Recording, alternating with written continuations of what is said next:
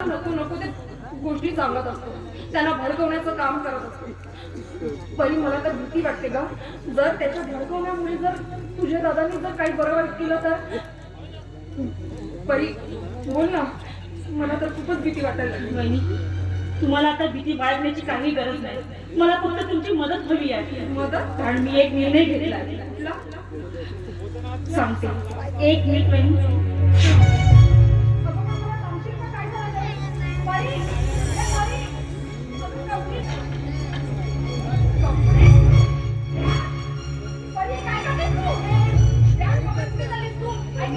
मी ठरवलंय की आजच्या आज विजयसोबत उत्तरी दूरवर पडून जाऊन लग्न करण्याचा निर्णय घेतलाय. या रोजच्या कर्तृत्वातून माझ्याकडे हाच एक पर्याय उरलाय.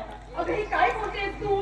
अगं या तुझ्या निर्णयामुळे जर काही कमी जास्त झालं तर? बहिणी, त्याची मला मुळीच पर्वा नाही, कारण हे निर्णय मी माझ्या बुद्धी परस्पर घेतलाय. अगं पण तुझ्या दादाने मी काय सांगू म्हणला? बहिणी, प्लीज दादाला काहीच सांगू नका. आता मी निघते.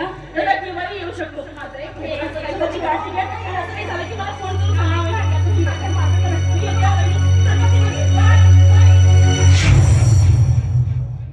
अरे देवा, आता मी काय करू?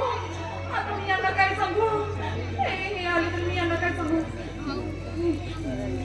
माझी हिंमत नाही.